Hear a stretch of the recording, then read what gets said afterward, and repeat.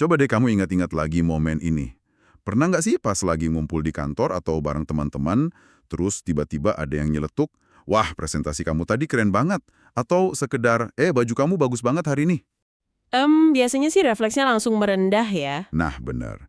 Terus, apa respon otomatis kamu? Bukannya senyum terus bilang terima kasih, lidah kamu tuh rasanya gatal banget buat segera nangkis pujian itu. Kamu mungkin refleks jawab, kebetulan aja tadi audiensnya lagi gampang. Atau, baju ini mah beli diskonan di pasar minggu lalu, udah buluk sebenarnya. Iya, kayak kita tuh refleks aja nyari alasan buat nolak kan. Betul banget. Hayo ngaku, pasti kamu pernah kan ngelakuin itu?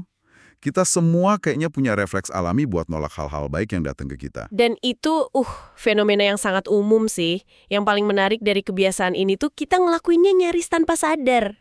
Oh iya, kayak otomatis gitu ya? Iya, kayak ada mekanisme pertahanan di dalam diri kita yang langsung aktif buat nangkis, meminimalkan, atau bahkan mendiskon nilai diri kita sendiri pas ada energi positif yang datang. Wah, mendiskon nilai diri ya. Nah, di sesi bedah materi kita kali ini, kita bakal bongkar tuntas nih akar dari kebiasaan itu. Dan ternyata dampaknya tuh jauh lebih besar daripada sekedar urusan kesopanan aja loh. Betul. Sumber utama kita hari ini itu sebuah transkrip video yang sangat provokatif dari seorang kreator dan pengusaha. Namanya Jamie C. Misi utama kita di obrolan hari ini adalah membedah argumen dia yang benar-benar menantang mitos besar. Mitos yang udah tertanam di otak kita dari kecil ya. Iya, mitos bahwa makin kaya dan sukses itu harus selalu diiringi sama makin capek dan menderita. Kita bakal ngobrolin soal seni menerima atau receiving, dan gimana penolakan kita terhadap pujian kecil ternyata terhubung langsung sama ketidakmampuan kita ngebangun kekayaan tanpa harus burnout. Tepat banget. Dan pendekatan materi ini tuh menarik banget karena Jamie nggak ngasih tips keuangan teknis. Nggak ngajarin cara main saham gitu ya? Enggak sama sekali. Dia justru ngajak kita ngebedah lapisan psikologis, kultural, dan yang paling penting, lapisan neurobiologis dari gimana manusia ngerespons kelimpahan. Masuk akal sih. Dia intinya berargumen kalau banyak orang nggak gagal capek kebebasan finansial itu bukan karena mereka nggak tahu cara kerja keras. Terus karena apa tuh? Tapi karena sistem saraf mereka secara harfiah nolak yang namanya kemudahan. Wow, sistem sarafnya yang nolak. Oke, mari kita mulai dari fondasi argumennya deh. Pas aku baca materinya, ada satu kontras yang tajam banget. Dari kecil, kita kan didoktrin pakai pepatah kalau uang itu nggak jatuh dari langit kan? Banting tulang, peras keringat. Bener, kalau mau sukses ya harus kerja bagai kuda dari pagi sampai malam. Tapi, Jamie justru ngasih lihat realitas modern yang beda banget. Dia nekenin konsep passive revenue atau pendapatan pasif. Dia bisa ngasilin uang bahkan pas lagi ngurus anak-anaknya di rumah. Nah, dan buat mahamin kenapa konsep ini bisa kerasa sangat ganggu buat sebagian orang, kita harus ngeliat konteks sejarahnya sih. Maksudnya sejarah gimana tuh? Jamie itu menggarisbawahi kalau kemampuan kita buat ngemas ilmu, passion, atau pengalaman ke dalam sebuah sistem digital yang bisa dijual berulang kali tanpa kita harus hadir secara fisik, itu tuh hak istimewa generasi sekarang. Oh bener juga, zaman kakek nenek kita mana ada internet. Iya kan? Generasi pendahulu kita tuh hidup dengan persamaan ekonomi yang kaku banget. Waktu dan tenaga fisik itu satu-satunya alat tukar buat dapat uang. Kamu kerja 8 jam, ya dibayar buat 8 jam, titik. Rumusnya linier banget ya. Persamaan itu tuh sebenarnya udah usang secara teknologi, tapi anehnya pola pikir kita masih aja terjebak di era revolusi industri itu. Betul, masih ke bawah sampai sekarang. Jamie juga nyebutin kalau kita sering banget jadiin kerja keras dan penderitaan itu sebagai badge of honor, atau kayak lencana kebanggaan gitu loh. Ah iya, budaya hustle itu kan. Bener, kalau kita perhatiin, budaya gila kerja sekarang, orang seolah-olah berlomba-lomba pamer seberapa kurang tidur mereka. Atau seberapa penuh jadwal meeting mereka hari ini. Iya, ada asumsi terselubung gitu kalau sebuah kesuksesan dicapai tanpa penderitaan yang berdarah-darah. Kesuksesan itu kayaknya jadi kurang valid. Kayak kita merasa bersalah kalau sukses, tapi nggak kelihatan menderita dulu. Analisis yang tepat banget. Dan disinilah dia ngenalin sebuah kerangka berpikir yang esensial banget di materinya. Dia ngebahas bedanya model bisnis atau energi maskulin dan feminin. Nah, ini perlu diperjelas nih. Iya, perlu ditekankan di awal ya, Penggunaan istilah maskulin dan feminin di sini sama sekali nggak ada hubungannya sama gender pria atau wanita. Oke, jadi bukan tentang laki-laki harus begini, perempuan harus begitu ya? Bukan. Ini merujuk pada dua pola dasar energi atau pendekatan dalam nyelesain sesuatu. Berarti ini agak konseptual ya. Coba, gimana cara Jamie mendefinisikan sisi maskulin dan feminin dalam konteks bangun bisnis ini? Biar kamu yang dengerin nggak bingung. Oke, jadi gini. Energi maskulin itu lebih tentang aksi, struktur, logika, dan dorongan ke depan. Kayak fase ngebangun fondasinya gitu. Betul. Ini fase di mana kamu nyusun rencana bisnis, ngeksekusi strategi marketing, bikin funnel penjualan, mengatur operasional. Ini tuh murni tentang ngebangun dan ngelakuin sesuatu. Dan kayaknya budaya kita tuh memuja banget sisi maskulin ini ya. Sangat. Budaya korporat kita tuh sangat menghargai ini. Kebanyakan dari kita udah sangat terlatih buat ada di mode ini. Kita jago banget soal gimana caranya kerja keras. Terus peran sisi femininnya di sebelah mana tuh? Nah, kalau energi feminin, sebaliknya. Itu tentang magnetisme, keterbukaan, intuisi, dan kemampuan buat menerima atau receiving itu tadi. Menerima hasil dari yang udah dibangun gitu. Tepat. Kalau maskulin itu tentang bikin wadahnya, nah feminin itu tentang ngebiarin wadah itu terisi penuh. Aku mulai paham. Sisi ini bukan tentang ngejar-ngejar, tapi narik dan ngizinin hasil dari sistem yang udah kamu bangun tadi buat masuk ke hidup kamu. Dan poin kritis yang diangkat Jamie adalah banyak orang yang brilian banget di sisi maskulin, mereka jago bikin sistem yang sempurna, tapi mereka gagal total di sisi feminin. Tunggu, maksudnya gagal total tuh gimana?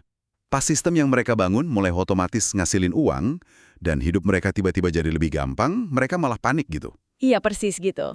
Cuma karena mereka ngerasa udah nggak berjuang lagi. Bener banget. Karena mereka ngerasa, aduh aku belum cukup menderita nih hari ini. Jadi mereka merasa nggak layak nerima uang atau kemudahan itu. Wah, aneh tapi nyata ya. Dan efeknya parah loh. Tanpa sadar mereka bakal nyari cara buat mensabotase kesuksesan mereka sendiri. Contohnya kayak gimana tuh sabotasenya? Ya entah tiba-tiba bikin masalah baru di bisnisnya, atau malah ngehambur-hamburin uangnya tanpa alasan yang jelas.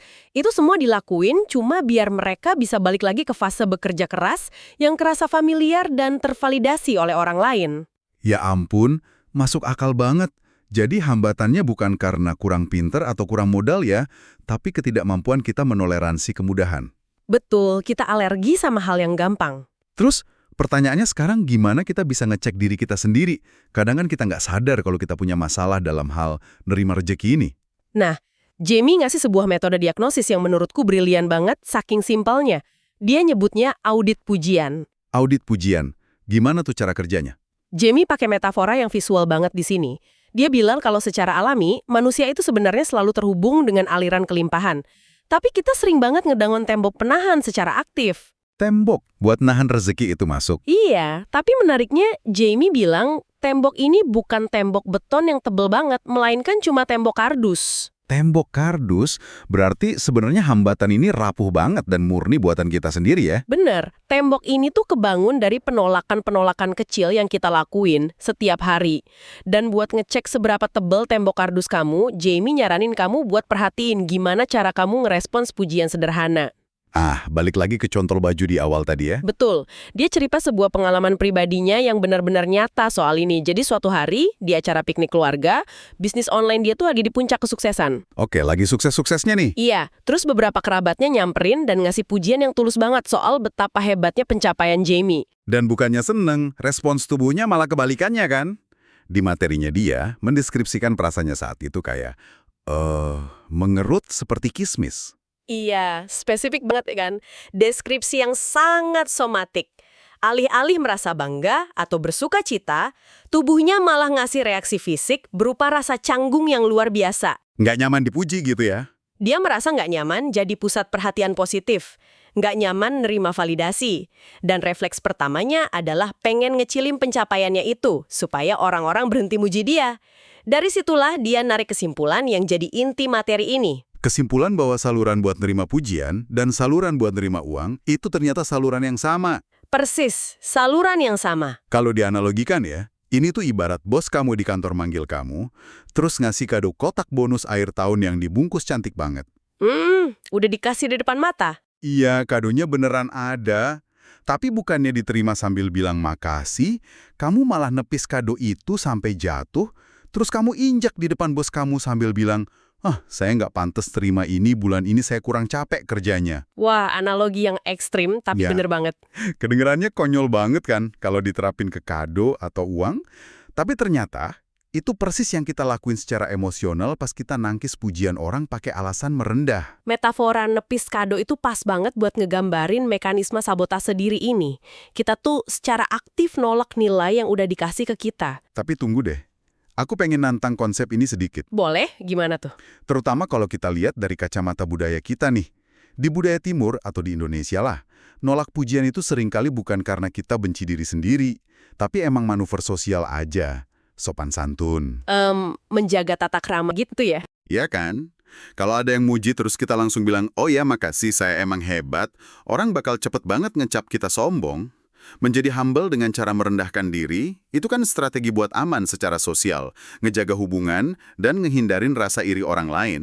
Benar-benar. Jadi bukannya wajar, dan bahkan cerdas secara sosial ya, kalau kita ngebangun tembok kardus itu? Wah, itu pushback yang valid banget sih. Dan emang ini akar dari banyak kebingungan orang soal topik ini. Memang benar, dinamika sosial itu sering nuntut kita ngelakuin, tarian kesopanan lah ibaratnya. Tarian kesopanan, istilah yang bagus. Tapi Jamie secara implisit membedakan antara performa sosial sama realitas internal sistem saraf kita. Oh, jadi ada bedanya ya antara apa yang diucapin sama apa yang dirasain tubuh. Tepat, kerendahan hati yang sejati itu nggak mengharuskan kamu ngerendahin nilai dirimu sendiri. Kamu bisa kok nerima pujian dengan anggun. Misalnya cukup bilang, makasih ya, aku menghargain banget dukungan kamu. Tanpa harus kelihatan sombong ya. Dan yang terpenting, tanpa harus merasa mengerut kayak kismis di dalam batin. Masalahnya baru muncul kalau performa sosial nolak pujian itu pelan-pelan terinternalisasi jadi keyakinan bawah sadar kita. Kayak kebiasaan bohong yang lama-lama diyakini jadi kebenaran gitu ya. Persis, kalau kamu terus-terusan ngelatih otakmu buat nolak hal positif cuma demi kenyamanan orang lain, kamu tuh secara aktif nutup keran penerimaan di dalam diri kamu. Wow.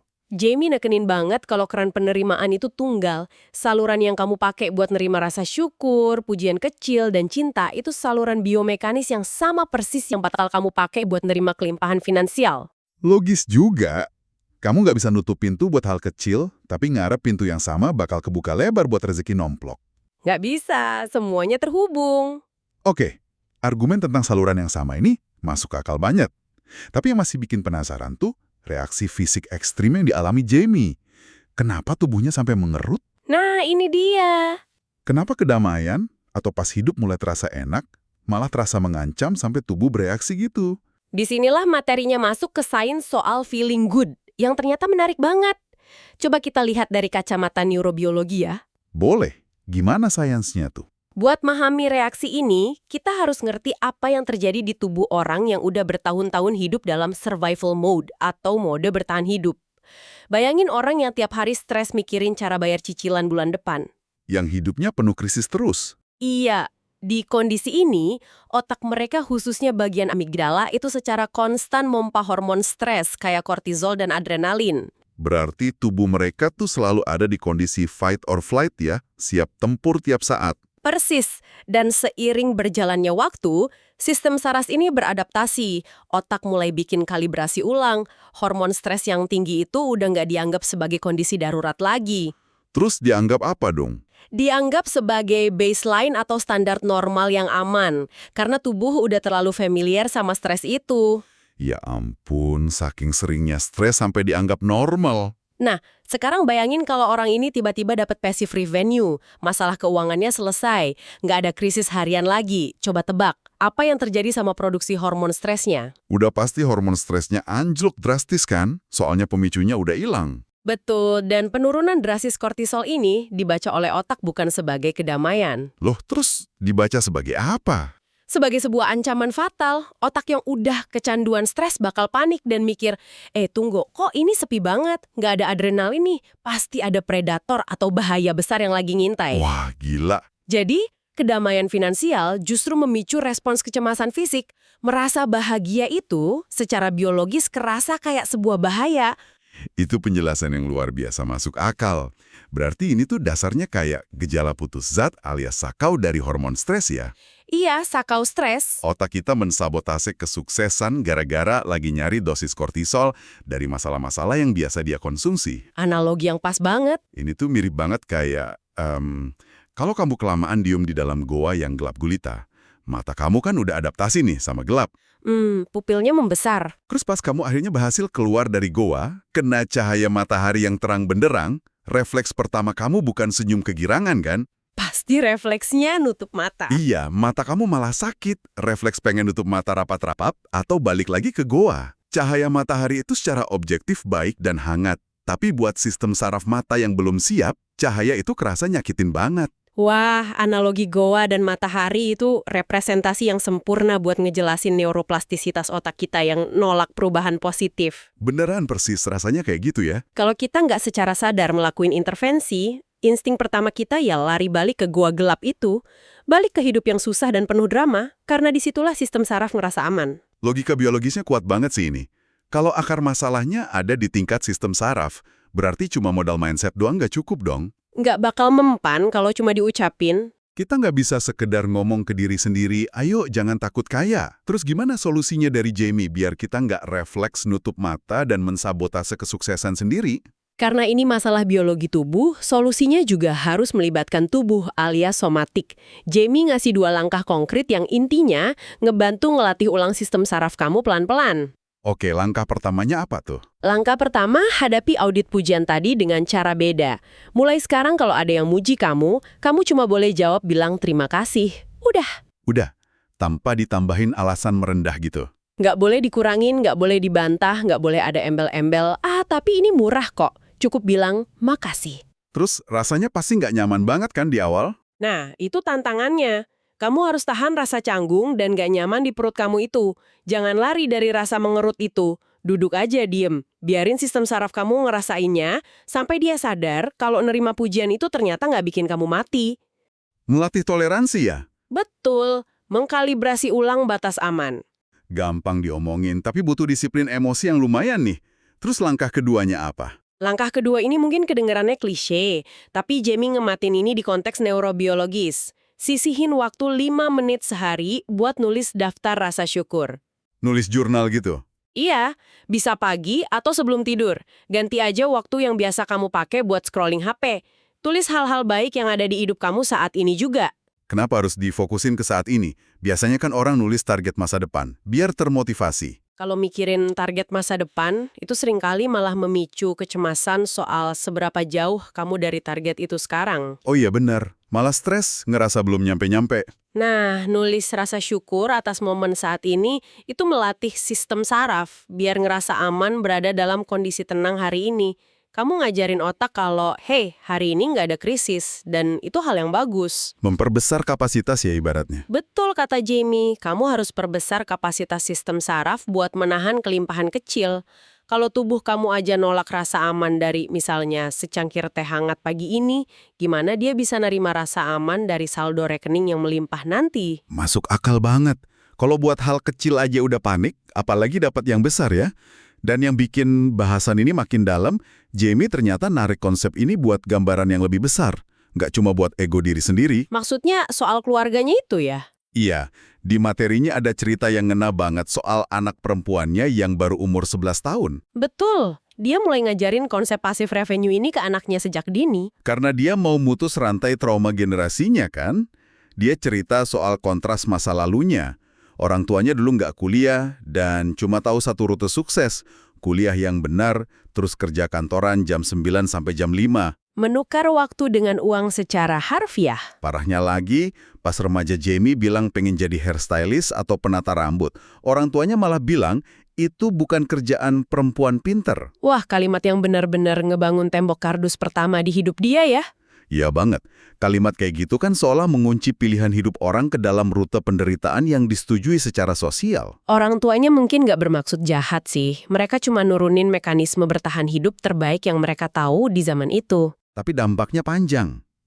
Makanya, pas Jamie ngajarin anaknya soal bangun sistem mandiri, ini jadi momen pencerahan banget. Dia nggak lagi nyetak anak buat sekedar jadi mesin pencari uang. Tapi dia lagi ngasih otonomi dan pilihan buat anaknya. Anaknya jadi tahu, oh aku bisa kok kuliah, atau kerja kantoran, atau bangun sistem bisnis sendiri yang jalan otomatis. Bebas milih. Ini dia poin pentingnya.